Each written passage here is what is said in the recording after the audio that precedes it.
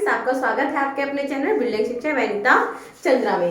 आज हम करेंगे क्लास 9th का चैप्टर नंबर 6 और उससे पहले हम थोड़ा सा देख लेते हैं। चैप्टर का नाम से ही पता चल रहा है लाइंस एंड एंगल्स, तो हम इसमें पहले एंगल्स के बारे में समझ लेते हैं कि कोण क्या है और कितने प्रकार के होते हैं। तो स्टार्ट करते हैं। सबसे पहले बात करते हैं हम रैखिक युग्म मतलब लीनियर पेयर। अब लीनियर पेयर है क्या, तो बात करते हैं रैखिक युग्म की। अब रैखिक युग्म क्या होता है, एक लाइन है हमारे पास, इस पे जितने भी एंगल होते हैं हमारे पास ए बी सी, जितने भी एंगल बनेंगे उनका सम कितना होता है 180। 180 उसका सम होगा तो हमारे पास वो क्या बनेंगे, रैखिक युग्म और लीनियर पेयर। सेकंड बात करते हैं एंगल, और ये सारे जितने भी मैंने यहाँ पे एंगल लिखे हुए हैं, corresponding angle, alternate angle, vertical opposite angle, interior corresponding angle and reflex angle, ये हमारे पास कहाँ पर होते हैं। तो सबसे पहले बात करते हैं कॉरस्पॉन्डिंग एंगल की। तो कॉरस्पॉन्डिंग एंगल क्या है, हमारे पास दो लाइन होती है हमारे पास, पैरेलल लाइंस। अब पैरेलल लाइंस क्या होते हैं, समांतर रेखाएं, ऐसी लाइनें जिनके बीच का डिस्टेंस क्या होता है, इक्वल होता है। तो यहाँ पे क्या बनता है हमारे पास कॉरस्पॉन्डिंग एंगल के लिए, मैंने की अल्फाबेट बनाया तो यहाँ पे ये हमारे शो करते हैं एफ। अब एफ कैसे बनेंगे, इसमें हमें यहाँ देखना है कि कौन सी फिगर हमारी एफ बना रही है। तो यहाँ पे जब हम बात करते हैं तो एंगल 1 इक्वल टू एंगल 2, तो अगर हम इन एंगल को लिखेंगे तो इनको बोलेंगे हम कॉरस्पॉन्डिंग एंगल या संगत कोण। सेम हमारे यहाँ से ऊपर भी होंगे एंगल 3 और एंगल 4, तो एंगल 3 इक्वल टू एंगल 4, तो ये हमारे पास कॉरस्पॉन्डिंग एंगल मतलब संगत कोण। सेकंड बात करते हैं अल्टरनेट एंगल में। अब अल्टरनेट एंगल में हमारे पास क्या होता है, एक तो बनाता है Z और एक बनता है हमारे पास L। तो हम बात करते हैं यहाँ पे अल्टरनेट एंगल की, तो N और Z। तो जैसे हमारे पास यहाँ पे फिर पैरेलल लाइंस हैं, हमने यहाँ पे लाइन डाली, तो यहाँ पर जो हम देखना है कि हमें इन फिगर में ढूंढना है कि कौन सा एंगल किस तरह बन रहा है। तो हमने देखा ये जो मैं डार्क कर रही हूँ ये Z बना रहा है और ये उल्टा Z बना, तो यहाँ पर एंगल 1 एंगल 2, तो एंगल 1 इक्वल टू एंगल 2। अगर ये हमारे पास एंगल 30 है तो यहाँ पे भी एंगल क्या हो जाएगा हमारे पास 30। तो ये होते हैं हमारे पास अल्टरनेट एंगल, एकांतर कोण। फिफ्थ बात करते हैं वर्टिकल अपोजिट एंगल। इसके लिए जो अल्फाबेट बनता है वो हमारा बनता है एक्स।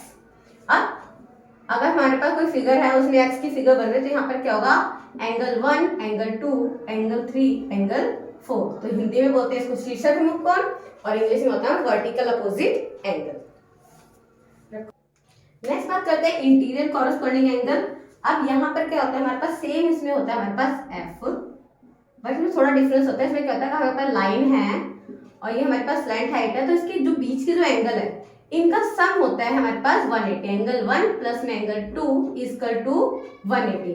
दोनों एंगल को बोलते हैं इंटीरियर कॉरस्पॉन्डिंग एंगल और हिंदी में अतः संगत कोण। अब नेक्स्ट बात करते हैं, हमारे पास एक और एंगल है रिफ्लेक्स एंगल, जिसको बोलते हैं प्रतिवर्ती कोण। अब हमारे पास क्या होता है, जैसे एक वॉच होती है, इसका जो सेंटर पॉइंट है यहाँ पर हमारा जो एंगल बनता है वो बनता है 360, जिसको सेंटर एंगल बोलते हैं, केंद्रीय कोण। अब यहाँ पर अगर मैंने बोला यहाँ पर हमारे पास 12 है, ये हमारे पास 1 है और इसके बीच का जो एंगल है वो 30 बन रहा है, 30 बन रहा है। अब हमें इसको बोलते हैं रिफ्लेक्स एंगल क्या है, तो बाकी तो जितना एंगल बचा ये हमारा है रिफ्लेक्स एंगल। निकालेंगे कैसे, 360 माइनस 30, तो जो 330 आएगा वो आएगा हमारा रिफ्लेक्स एंगल। तो ये थे हमारे पास कुछ एंगल। जो स्टार्ट करते हैं एक्सरसाइज 6.1। स्टार्ट करते हैं हम 6.1। तो पहला क्वेश्चन हमारे पास है, ये हमें फिगर दे रखी है, इसे बोला ए बी और सी डी इंटरसेक्ट कर रहे हैं, मतलब प्रतिच्छेद हो रहे हैं ओ पर, और एंगल ए ओ सी ये एंगल हमारे पास B O angle B O E मतलब बी ओ ई, इन दोनों का बच्चा सम है हमारे पास 70। एंगल बी ओ डी ये हमें दे रखा है 40। हमें क्या क्या निकालना है वो देखते हैं। हमें निकालना है बी ओ ई, हमें यही एंगल निकालना है कि बी ओ ई कितना है, और सी ओ ई इसका हमें निकालना है रिफ्लेक्स एंगल। क्या निकालना है हमें, रिफ्लेक्स एंगल। तो सोल्यूशन करते हैं हम यहाँ से। देखो तो सबसे पहले हमें बोला ए ओ सी बी ओ ई सी ओ ई। अगर हम इसको देखें तो ये हमारा क्या है, 180 बन रहा है। अगर हम डी को बिल्कुल सीधा रखते हैं तो ये हमारे पास 180 बनेगा। तो हम लिख लेते हैं इसको, angle A O C O E plus BOE equal to 180 और रीजन क्या लिखेंगे, लीनियर पेयर मतलब रैखिक युग्म। अब हम देखते हैं AOC और BOE, इन दोनों का सम तो था क्या 70, तो हम इनकी जगह क्या लिख लेते हैं 70 प्लस COE बराबर 180। रीजन में क्या लिखेंगे कि एंगल AOC और एंगल BOE बराबर दे रखा था हमें 70। क्लियर है यहाँ तक।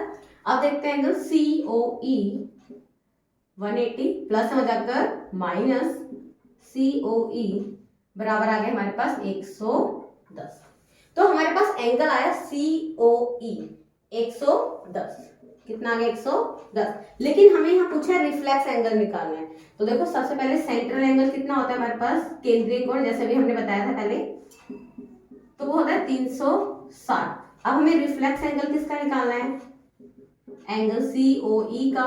तो करते हैं 360, ये प्लस है जाकर माइनस, 0 में से 0, 6 में से 1 गया 5 और ये, तो ये 250 आ गया हमारे पास रिफ्लेक्स एंगल किसका, COE का। तो यहाँ तक हो गया हमारे पास। अब हमें क्या चाहिए BOE। अब ये एंगल निकालना है हमें। अब हम इस लाइन को अगर सीधा देखें तो ये भी हमारा क्या बनेगा 180 बनेगा। तो यहाँ से देखते हैं angle COE plus BOE BOD बराबर हो जाएगा हमारे पास 180 मीन्स लीनियर पेयर। अगर वो COE हमें सिंपल कितना आया था 110, तो यहाँ पे लिख देते हैं हम 110 प्लस BOE हमें निकालना है और BOD हमें कितना गिवन था 40। तो ये हमारा देगा 40 और 180। इन दोनों को जब हम सम करेंगे कितना हो जाएगा हमारे पास 150 और एंगल BOE 180 और BOE 180 प्लस है जाकर माइनस। तो देयरफॉर हम लिख सकते हैं BOE हमारे पास कितना आ गया यहाँ से 30। तो ये था बच्चा आपका क्वेश्चन नंबर फर्स्ट। स्टार्ट करते हैं क्वेश्चन नंबर सेकंड। अब क्वेश्चन नंबर सेकंड में देखो क्या बोल रहे हैं, XY और MN, XY M और N इंटरसेक्ट कर रहे हैं O पर POY हमारे पास 90 डिग्री है और बोला A/B मतलब A/B कितना है 2/3। हमें फाइंड करना है एंगल C। तो देखो करते क्या है इसमें, सबसे पहले हम A और B रेशो दे रखा, तो हम किस मान लेते हैं लेट एंगल A 2 दे रखा है, तो हम इसको मान लेते हैं 2x माना कोण A। ठीक है, उसके बाद let angle B equal to 3x। अब तो देखो यहाँ पे 2x ये 3x ये हमारे पास 90, पूरा हमारे पास लीनियर पेयर हो गया। तो लिखेंगे यहाँ पे 2x 3x plus 90 equal to 180 और हमारे पास हो गए ये लीनियर पेयर। अब 2 और 3 5x प्लस 90 180 प्लस है वहां जाकर माइनस, यहाँ पर हम क्या करेंगे माइनस हो गया, मल्टीप्लाई है 90 अपॉन में 5, मल्टीप्लाई कर दें 5 1 जा 5 और 18, तो x की वैल्यू आ गई आपकी 18। अब देखो हमने माना था एंगल A हमारे पास 2x, तो निकाल लेते हैं हमारे पास एंगल क्या होगा।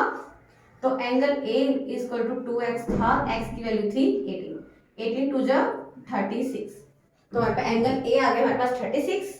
एंगल B देख लेते हैं, एंगल B हमने क्या माना था 3x, तो 3 इंटू 18 ये आ गया हमारे पास 54। तो हमारे पास एंगल 1 आ गया, एंगल B आ गया, हमें क्या निकालना है एंगल C। तो देखते हैं, अब देखो बच्चा एंगल B और एंगल C ये भी स्ट्रेट लाइन पे है तो 180 बनेगा। तो यहाँ से लिखते हैं angle B plus angle C equal to 180 और हमारे पास क्या है लीनियर पेयर। अब एंगल B हमारे पास कितना आया 54 और एंगल C और यहाँ से आ गया हमारे पास 180। एंगल C भी रखते हैं 180, 54 प्लस है जबकि माइनस, तो एंगल C आ गया हमारे पास 126। तो ये आ गया हमारे पास एंगल C और ये था हमारा क्वेश्चन नंबर सेकंड। स्टार्ट करते हैं क्वेश्चन नंबर थर्ड। अब क्वेश्चन नंबर थर्ड में क्या बोल रहे हैं PQR मतलब ये एंगल हमारे किसके बराबर है, पी आर क्यू के, मतलब दोनों एंगल हमारे पास बराबर है। हमें क्या प्रूफ करना है, पी क्यू एस मतलब बाहर वाला एंगल पी आर टी इस एंगल के क्या है हमारा बराबर। तो करना क्या है, सबसे पहले सोल्यूशन देख लेते हैं। इसमें हमने देखा पी क्यू आर, इसको हम लिख लेते हैं एंगल 1 एंगल 2, एंगल 1 और एंगल 2। हमें प्रूफ करना है एंगल 3 एंगल 4, ठीक है ना। अब देखो सबसे पहले क्या करते हैं, एंगल 1 प्लस एंगल 3 बराबर हमारे पास 180 होगा, लीनियर पेयर। हमें यहाँ पे क्या बोला, एंगल 1 बराबर है, तो एंगल 1 यहाँ पे रखते हैं, 180 प्लस है हो जाकर माइनस, ये हमारे पास फर्स्ट इक्वेशन रख लेते हैं यहाँ पर। सेकंड बात करते हैं, angle 2 plus angle 4 equal to 180, ये भी हमारे पास क्या है 180 रहेगा, लीनियर पेयर। अब यहाँ पर क्या था एंगल 2, तो एंगल 2 180 प्लस है हो जाकर माइनस एंगल, इक्वेशन सेकंड। अब देखो यहाँ पर एंगल 1 एंगल 2, इसको लिख लेते पहले angle equation first, equation second और इक्वेशन थर्ड। अब 1 और 2 बराबर है, यहाँ से 1 और 2 बराबर हो गए, तो हमारे पास ये वाला पार्ट इस वाले पार्ट के बराबर हो जाएगा। तो हम यहाँ लिखते हैं equation first second and third. ये 1 और 2 बराबर है, तो हमारे पास हो जाएगा 180 माइनस एंगल 3, 180 माइनस एंगल 4, दोनों बराबर हो जाएंगे आपस में। 180 180 कैंसिल हो गए हमारे पास, माइनस माइनस ये भी कैंसिल हो गए, हमारे पास क्या है एंगल 3 इक्वल टू एंगल 4। अब एंगल 3 है क्या वो देख लेते हैं। एंगल 3 हमारे पास क्या था, पी क्यू एस, और एंगल 4 हमारे पास क्या था, एंगल पी आर टी, तो ये हमारे पास बराबर है। तो ये हमारा क्वेश्चन नंबर थर्ड।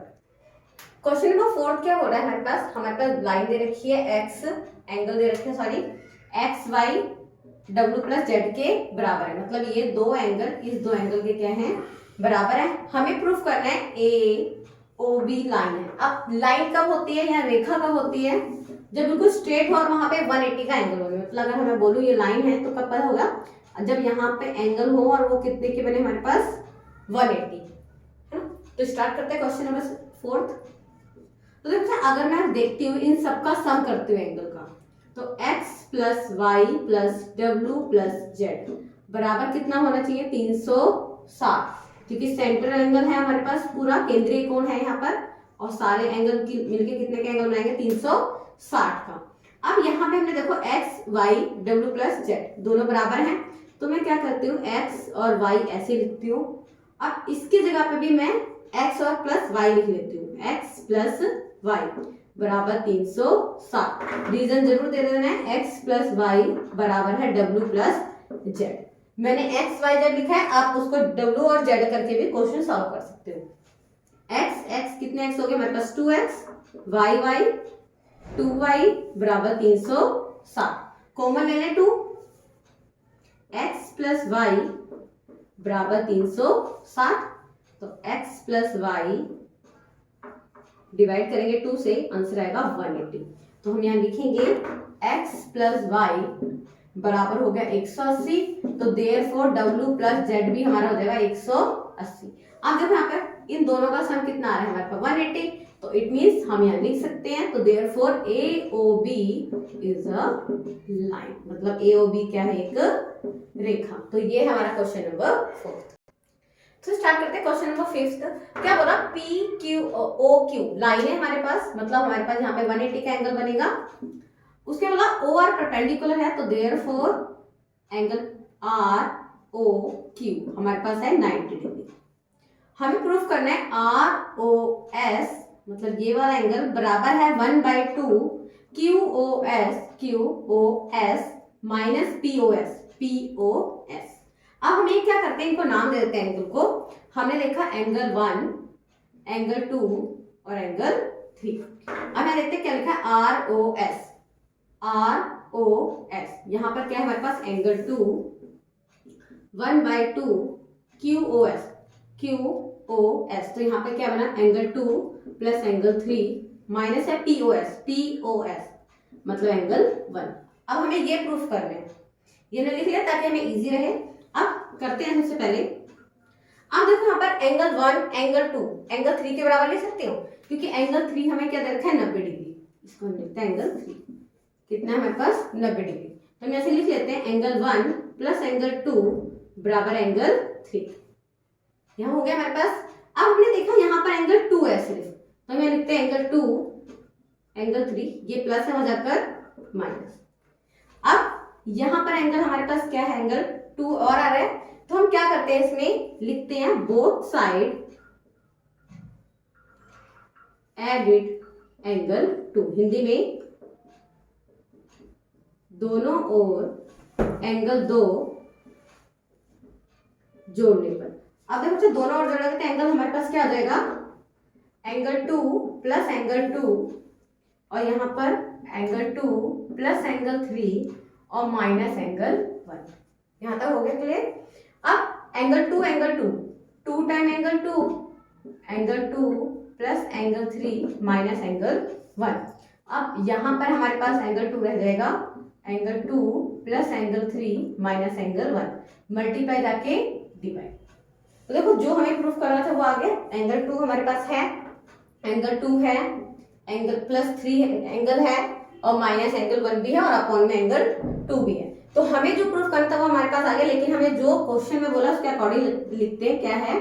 तो देखो एंगल 2 हमारे पास क्या है, ROS, तो लिख लेते हैं एंगल ROS। अब एंगल 2 क्या था हमारे पास, ROS plus ROQ minus POS और ये था हमारा 1/2। तो ये आ गया जो हमें प्रूफ करना था। तो ये है हमारा क्वेश्चन नंबर 5। इसी के साथ हमारी एक्सरसाइज 6.1 खत्म होती है। नेक्स्ट वीडियो में हम मिलेंगे एक्सरसाइज 6.2 के साथ। Thank you for watching.